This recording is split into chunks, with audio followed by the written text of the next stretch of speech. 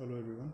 In the last video we have learned that how does string work with recursion, and few examples of string recursion we have already done. Now today I am starting with using recursion with lists. Okay. So how can we do recursion with lists? This we are understanding in this topic, this video. Okay.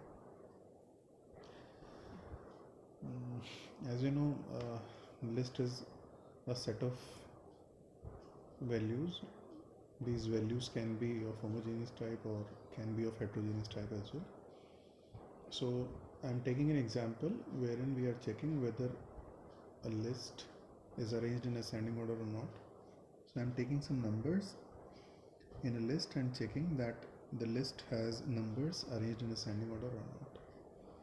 So this is the list that I have taken, and we are to check whether this is in ascending order or not.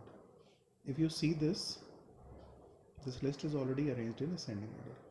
So 1, 4, 6, 8, 9, so on. So elements are arranged in ascending order. So answer should be true in this case. Okay. So I'm passing this list to function. If list contains only one member, then it will be always in ascending order. So I'm saying that length of list is 1 or less than equal to 1, then return true. Okay. You can check it for equal to as well, and do let me know that whether it is working for equal to 1 or not. Okay. Now we have passed this list 1, 4, 6, 8, 9, 12, 14, etc. etc. So if you want to enlarge the list, you can add more numbers to it. So I have passed this list to the function. Now here we are checking whether the first element of the list, ls at 0, is greater than ls at 1. So since this is the list, so can we say 1 is greater than 4? No, it is not. And if it is true, then it means this list is not in ascending order. Okay. So we are checking if the first element is greater than second element, then we can say the list is not arranged. Since this condition is false here, because first element is not greater than second, so we'll come to this part and we'll do recursion with list from 1 to length of list. So what I have done, I have removed 1 from this list. Now next time this 4, 6, 8, 9, so up to 14 will be sent to the list, sent to the function. Again list at 0, here in this case it will be 4 compared with 6. And 4 is not greater than 6, so again we'll come to this part and recursion will be done with next list that will not have 4. Next recursion will go with 6 and 8 and 9, so on up to 14, and again checking first element is greater than first, second element. See, we are reducing the size of the list from the beginning.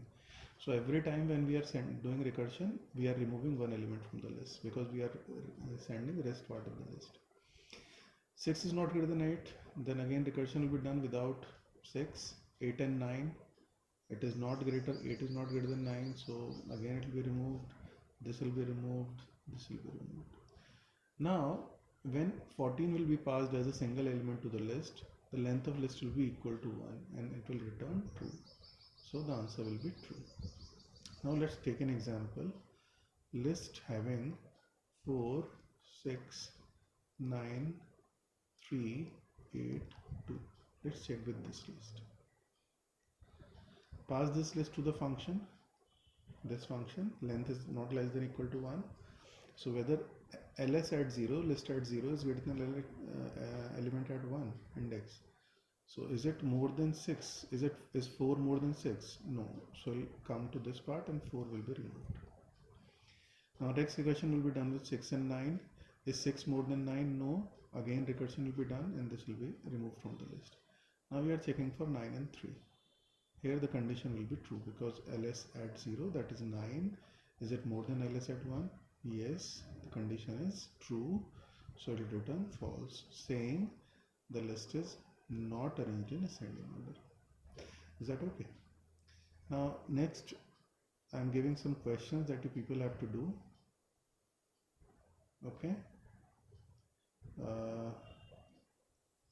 First is calculate sum of all even elements of a list. Second,